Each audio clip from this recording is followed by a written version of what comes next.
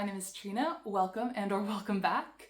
Welcome to the floor where we film when the lighting is really bad in here, apparently. I have my books set up, I have my tea, and today I really wanted to talk a little bit about some of my favorite audiobooks. This is going to be a coherent list, I promise, of audiobooks that I put together that not only I liked, but I felt like the audiobook made the reading experience better. In which case, with some of these books, I would actually recommend the audiobook over just reading the book. And I'll explain why for each of them as I go through, and we'll go by like genre or general category as well. And I guess I should start by saying and defending that point that yes, I do think there are cases in which case the audiobook is actually better than even just reading the book. I do think that there are cases in which the work put into the audiobook production or the type of book involved can actually be even more well received in an audiobook format. This may seem like a hot take. I didn't even realize this, but I saw recently that some people don't even consider listening to audiobooks as reading. They're like, you're not reading, you're listening. I thought that was crazy because personally, I invest a lot more time into a book that I'm listening on audiobook than I do for a book that I'm reading. I can't skim with my ears, okay? I can skim with my eyes. So if I want to try to trick my brain to make sure I'm not skimming, to make sure I'm actually getting all the information in a book, I sometimes prefer an audiobook because you can't skip anything. I know that some people think that like if you go crazy with the speed, you can't actually absorb any of the information, but I do think that the brain adjusts slowly to higher and higher speeds, in which case you are fully taking in all the information at a certain rate. Like when I started listening to audiobooks, I was only listening to them at like 1.0 speed at the set speed. As I listened to them more and more often, and depending on what I was doing at the same time as I was listening, then like increasing the speed matched the pace of my thoughts so that the audiobook could fit into like my thinking and I could actually like process it, as opposed to like it being so slow that I started zoning out. You know what I mean? So that's my brief spiel in defense of audiobooks to start this off, because I could not believe that some people were saying that. It shocked me. I sometimes feel like in general, good stories can make for really, really good audiobooks, while really good writing can make for like a better physical reading experience. But I actually, when I was making this list, I started realizing that a lot of these books have really, really good writing, despite me preferring them on audiobook. So I think honestly, like, if they have really good writing and they have a really good story, then you can kind of take a little bit of both. You can listen a little bit, you can read a little bit, and I feel like that's the best part that you can combine. Okay, I'm sitting in front of the heating vent and it's actually killing me. But that is my introduction, so now I want to talk a little bit about some of these audiobooks.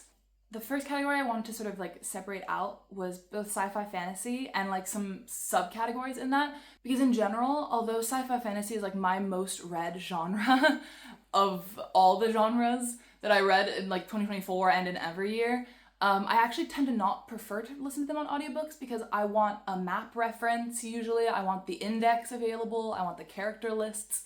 I need to be able to flip back and forth to like be like, where am I in the story? Listening to audiobooks I feel like can sometimes take away that feeling, so I don't always prefer that. But that being said, I think there are some examples in which I feel like audiobooks can actually make it better. The first thing I want to talk about is children's or young adult, but mostly children's or middle grade sci-fi fantasy. Sometimes children's fantasy, although I like love it and it hits like this nostalgic point for me, can feel kind of repetitive or boring. Not always, but sometimes, because the stories are meant for children. They're meant for developing brains. They sometimes repeat themes that seem really obvious to an adult, but that's because they're meant for kids. And the writing isn't always meant to be like the most complex or anything, but there is something about listening to these stories, listening to children's fantasy or sci-fi, but mostly children's fantasy in this case, that just like hits like a nostalgic point in my brain chemistry that makes me feel like your parents are reading you a story again, like when you're a kid, and can make the books feel longer, because sometimes with more like simplistic writing, you start skimming because like your brain can take in the information really quickly, but then you can't really like sink into the world in the way that makes fantasy so good, which is where an audiobook can come in handy. I've also found that a lot of children's fantasy audiobooks are incredibly impeccably narrated because they're narrated for kids, so they have like great adventure-y feelings to it. My first recommendation in this category is the Wizard of Earthsea series by Ursula K. Le Guin. This is a old school children's fantasy series, so it's written a little bit more adult than some children's fantasy is, like modern children's fantasy. It's definitely a little bit more grown up. And I did read the first book and then listen to the others on audiobook, so I do think you can do it both ways. This is a story about a young boy called Sparrowhawk, who is a wizard who is sort of trained by his aunt, and he shows some clear skill with wizardry, like some innate skill. So he gets picked up to be taken to a wizard school. But that's basically just the plot of the first book, because Ursula K. Le Guin builds this incredible setting on an archipelago of islands called Earthsea.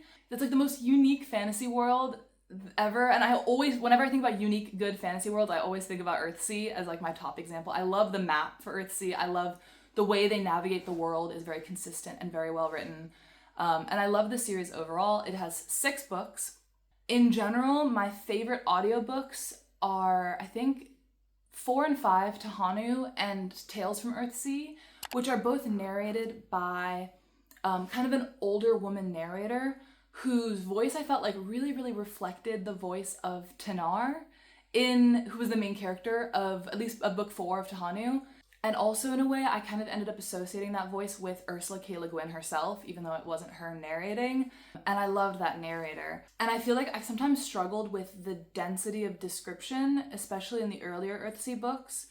They're beautiful, but they do sometimes go on for pages and pages. I've done very, very long paragraphs.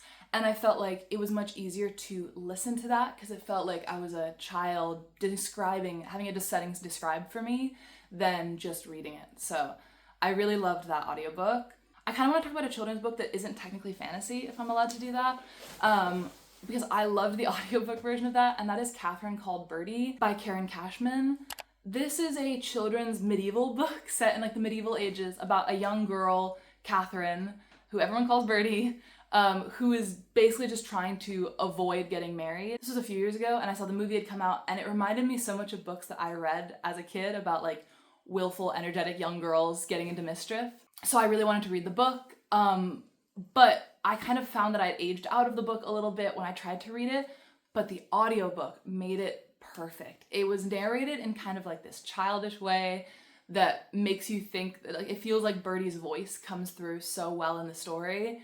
And all in all, it just like felt like such a warm hug of like narration. And it kind of felt like, this is kind of random, but if you had imaginary friends as a kid, or like you like made up stories in your head as a kid, as a lot of people did, then this book kind of feels like that. It kind of feels like when it's being narrated to you in your head that like your imaginary voice is back again, that you have the kind of imagination you had when you were a kid. And that, I love that feeling so much. So I'll also throw that recommendation in there, even though it's not technically fantasy. Another fantasy series recommendation that I can't help but bring up, because this was a highlight of 2023 for me. I didn't even read any of it. I only listened to the Chronicles of Prydain series by Lloyd Alexander. This is a children's fantasy series set in a fictional world called Prydain that's sort of based on Welsh mythology and follows an assistant pig keeper who is kind of growing up in the midst of a kingdom without even realizing it. Like his mentor is one of the most powerful sorcerers in the kingdom, and the pig keeper that he's an assistant to used to be like a very well-known warrior.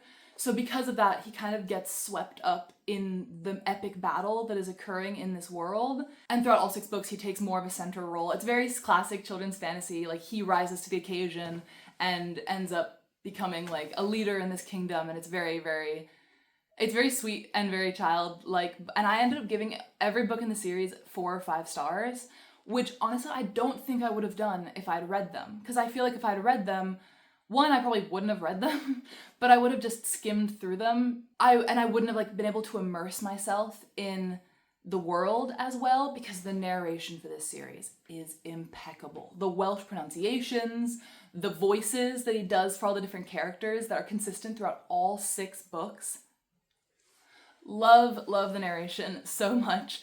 And I genuinely think that like I would have been missing out on such a great series if I had said that, oh, I can't read this because it's children's fantasy, it's not like in my realm anymore. I would have been missing out on an amazing series. So I'm so glad I picked this up on audiobook, and I do recommend it for if you want some like old school children's fantasy on audiobook. This is amazing, and it's so, again, feels like a warm hug. I love it. And then I briefly mentioned before, like, YA fantasy. I don't think all YA fantasy falls into this category, but I do think that some modern YA fantasy has a certain distinct writing style that sometimes gets a little bit on my nerves. Like, it's not always, but there are some books that I've struggled to get into, and I found much easier to get into through audiobook. So if you're ever starting to read a book and you're like, this writing style just isn't for me, maybe try the audio and see if the twist that the narrator puts on the telling of the story works better for you. Because that happened to me with the Once Upon a Broken Heart trilogy. I started reading the first book because I was like looking for this like fantastical vibe that people said it gave. And I was getting really caught up on the writing, which wasn't working for me personally. But when I listened to the audiobook, I ended up really enjoying the series much more than I would have because the audiobook narration was so good. Especially the last book in the series, A Curse for True Love, I think is the last one.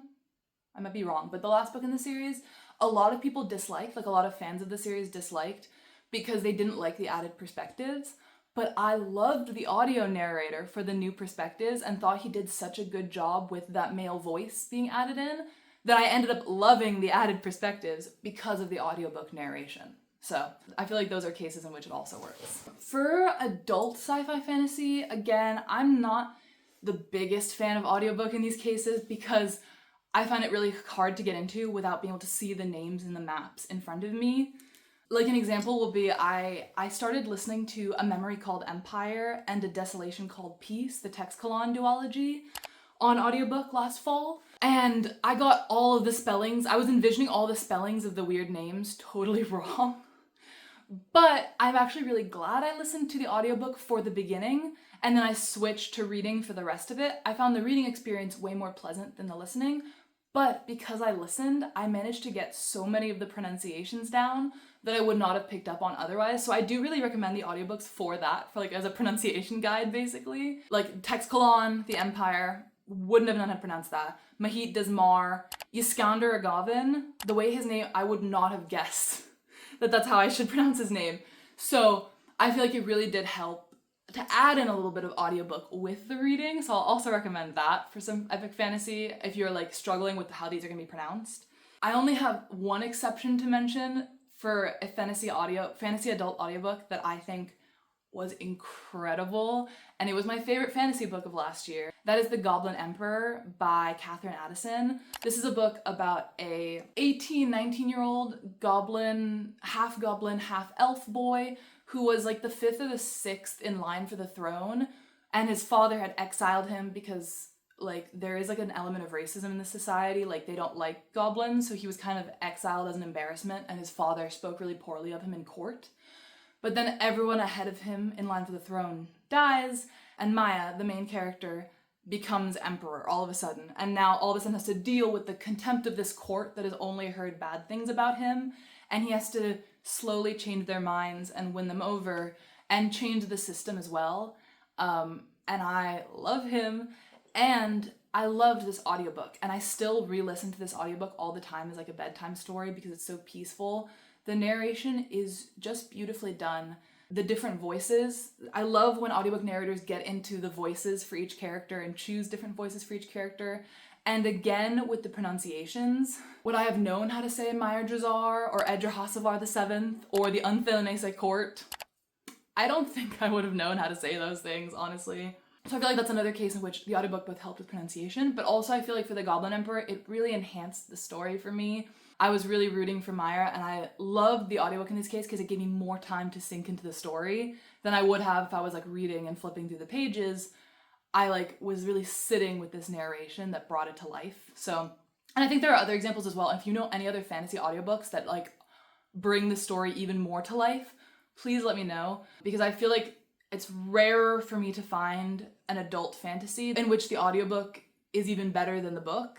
And I don't know if it's the case with The Goblin Emperor. I think both the book and the audiobook are good, but if you know any, please let me know. Now I wanted to get on to the next category of audiobooks I want to recommend, which is the nonfiction category, and this is going to be the bulk of my recommendations today. I just wanted to get sci-fi fantasy over with, because for the most part, any nonfiction I read, I listen to on audiobook as opposed to reading. Very rarely, if I'm feeling like in the mood to feel college nostalgia, like oh, I'm reading an article again, then I'll pick up like a physical nonfiction book. Like I just finished How to Hide an Empire, which I physically read, and it took me like a week and a half, and I enjoyed it, but I feel like the audiobook would have made it even better.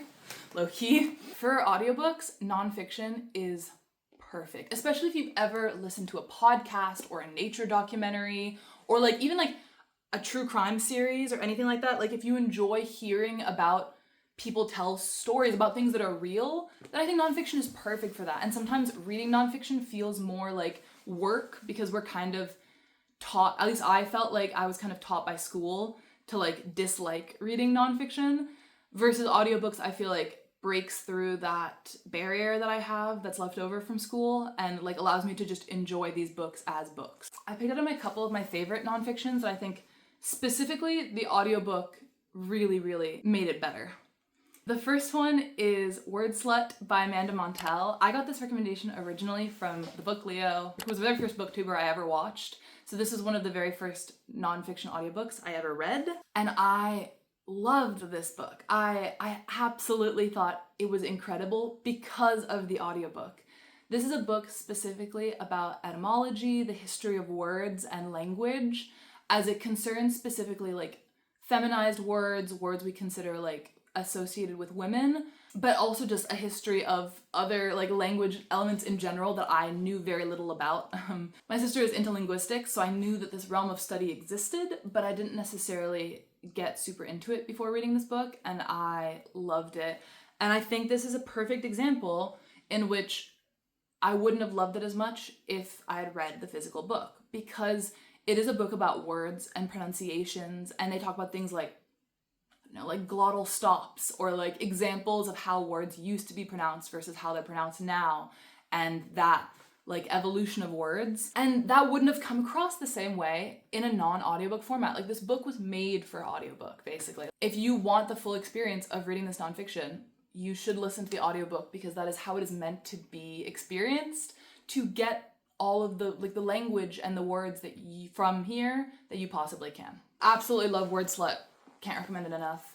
Another one that I really love that I was kind of like, I was hesitant to put on this list, is Entangled Life by Merlin Sheldrake. This is a book about fungi and the role that fungi kind of plays with human civilization. So it's like sort of both like a large metaphor for human society and fungal networks, but it's mostly about fungal networks, and each chapter goes into a different type of fungus and the different ways that it interacts with human life and how important these fungi are for human beings and for preserving our way of life. That fungi actually play a huge role of human life and everything like that. So I loved this book. I've talked about it before. It was my favorite nonfiction of last year. And I was kind of hesitant to put on the list because I do think the illustrated edition of this book is even better. There was some, like rereading it and getting to see the actual pictures and illustrations of the mushrooms that were being discussed was super helpful and added that additional dimension. So I feel like it could also be a very good visual novel. But I did listen to it for the first time on audiobook, and I do think there's something about this book that's like listening to it while you're wandering out in nature and like being out in nature, and then you become a part of nature, you're in nature, and you're listening to how that nature is also a part of you. I feel like adds to the experience of reading this book exponentially. So even if you did just want to read the illustrated edition, maybe take it out to a park or take it out to a bench out in nature, because I think that is part of it. And I loved listening to the audiobook. I got really fond of the author's voice. It's narrated by the author. And I feel like that added a fun dimension of like listening to like a lecture about science. Kind of, it felt like that. The next nonfiction audiobook was so peak, so incredible, and that is the 1619 Project by a collection of authors. This is basically a complete history of Black people in America since 1619, which was the first year that Black people were brought to this country, were enslaved and brought to this country. And it goes somewhat chronologically in terms of discussing like the full history of both the impact of slavery in the United States, but more so like just the impact that Black people have had on every single aspect of American culture. And I do think it's just like a must-read book. I think it was so informative. Like the expansive nature of the project could have made it like too long or anything like that, and it did end up, it is like a 30-hour audiobook, I'll warn you. But I'll tell you why that shouldn't stop you, because the audiobook is so well put together. It's basically a collection of essays dealing with like individual topics with poetry and songs and bits of art and like short stories in between those essays. And I feel like each essay is a singularly contained history.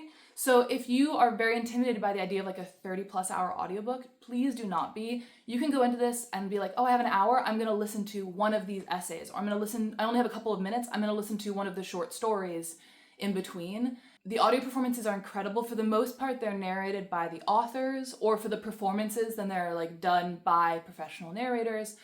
And they're all impeccable, and I feel like the audiobook production really adds something special to this book and to this experience. And I always love when authors narrate their own stories, so I really, really highly recommend the audiobook for this one. It adds so much. The way that the poetry is performed orally, I feel like is critical to the story and made it even better than just reading it would have. And then the last one is my most recent favorite nonfiction book. And this is Bitch on the Female of the Species by Lucy Cooke. Now, I've talked about this recently, loved this nonfiction, thought it was so good. I listened to the audiobook of this, and I remember when I first started listening, I was telling my friends, I'm like, this audiobook narrator, the author, has like the craziest British accent I've ever heard.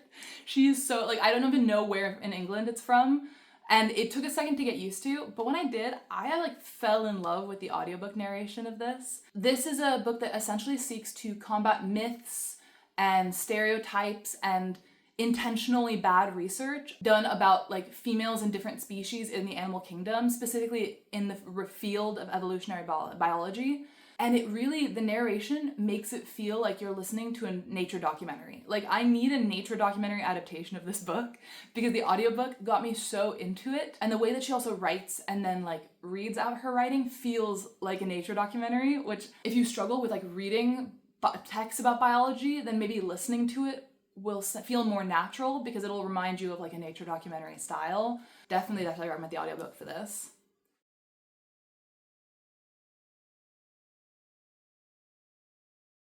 Stay with me, we're still in the nonfiction realm, but a little bit different. We're moving into the memoir realm. I am currently on my nonfiction audiobook arc, but like still am kind of a memoir audiobook junkie. Specifically though, I want to use this video as a chance to talk even more in depth about how good audiobook memoirs narrated by the authors are. I mean, they are just incredible. Pretty much every memoir I've liked recently might fall into this category, like Crying in H. Mart, In the Dream House, Stay True, The Glass Castle, Know My Name, Educated, How Far the Light Reaches. All of these books and more are some of like my favorite memoirs of all time, and I listen to all of them on audiobook. I don't think all of them are narrated by the author, but most of them are. All of my like ones that went above and beyond were because they were narrated by the author, because the audiobook brought this added intimacy to the story that just reading it wouldn't have, because you get to hear this person tell their story, and that like I feel like that's an unbeatable experience. Like that can make a memoir so much greater and so incredible. So I wanted to highlight my top 3 favorites that fall into this category for memoirs. If you want to try to get into memoirs and the reading wasn't really working, I really recommend trying audiobooks. Or if you love memoirs and you don't listen to the audiobooks of them, please do. The authors clearly put in so much work into narrating them, and I'm always so impressed by the narration for personal memoirs. My top favorite, should go without saying, is Know My Name by Chanel Miller. I've mentioned this book a couple of times. This is the memoir of Chanel, who was formerly only known as the victim in the Stanford rape case a few years ago, 10 years ago, something like that. She came forward and told her story in a personal essay that she eventually turned into a memoir. She is an incredible writer, but what I think comes across even more so in the audiobook is her like kindness, and her narration style is so like caring. Like it really feels like an older sister is talking. The emotion that she puts into the writing and like the way that she writes just like had me sobbing my eyes out. Like, why does it feel like you're comforting me right now? I should be comforting you, Chanel. And I just loved it. And if you haven't listened to the audiobook for Know My Name, I think it's really something special and brings you all the closer to Chanel as a person. And I felt like I personally connected to it because like she's from the Bay Area. She talks like somebody from the Bay Area. I grew up in the Bay Area. Listening to her talk felt like like you were talking with a friend or hearing a friend's story, which added a lot for me. So yeah, can never recommend Know My Name enough. Another one I listened to last year that I also loved, that I specifically wanted to shout out the audiobook for, is Stay True by Hua Hsu. The writing in this book is also beautiful, but what made it like over the top for me, like what brought it to a 5-star as opposed to just being like a good memoir, was the fact that this is written about the author's college years, which were and now he's an adult, so this is his college years back in the 80s, 90s. It's heavily tied to 80s and 90s culture, which is what makes the book good. But because he's writing it so far after the fact, it feels like he's sort of comforting his former self. It's a story about grief, about losing a really close companion and friend. I think the audiobook is so special for this book because it's narrated now as the author is an adult, and he has this like very sentimental tone when he's talking about his younger self and like how silly he was back then and like how hard that grief impacted him, but it clearly still impacts him now, like 30 years later. He still thinks about these things with that same emotionality. And that connection between his older and younger self, I think, comes across in the audiobook narration specifically, which is why I think it's one I would especially recommend on audio. And then my last memoir audiobook narration that I want to shout out specifically is because I've never talked about it before on this channel, and it was the very, very first audiobook memoir I ever listened to, and that is How Far the Light Reaches, A Life in 10 Sea Creatures by Sabrina Imbler. This is just not talked about enough in my opinion, that it's a memoir basically tying into a number of deep sea creatures with her own life, both as a queer person, but also just the other experiences she was going through. It's been a long time since I listened to it, but I remember it had such an impact on me that it sent me down this entire journey of listening to audiobook memoirs, that hearing her narrate her own life and talk about both the sea creatures that she loves and she's learning about and these moments from her own life that reminded her of that created like an additional element of like personalization to it. So I just wanted to shout it out for being the very beginning of the beautiful journey that I've now found myself on with audiobook memoirs. Sorry if I was speeding through that. It is so hot in here. But I think I had a lot of recommendations. I have a tag on Goodreads where I tag everything I listen to on audiobook, and I was going through those and being like, wow, most of these are 4 or 5 stars. Like I love an audiobook. I think it adds like an added connection to the book that I love. I did notice that a couple of genres were missing from that list, or in general were less likely to be 4 or 5 stars. And I didn't really talk at all about like literary fiction audiobooks or romance audiobooks. Literary fiction, I think for me, is mostly because when I really enjoy literary fiction, it is because the pacing of the story and the writing depth is the highlight. And I feel like you lose a little bit of that sometimes on audiobook. I don't think it's always true. If you have recommendations, obviously, always feel free to prove me wrong. I love being proved wrong, but they haven't necessarily worked for me. One that did work for me, where the audiobook I actually think is better than the book, is the audiobook for Daisy Jones and the Six by Taylor Jenkins Reid.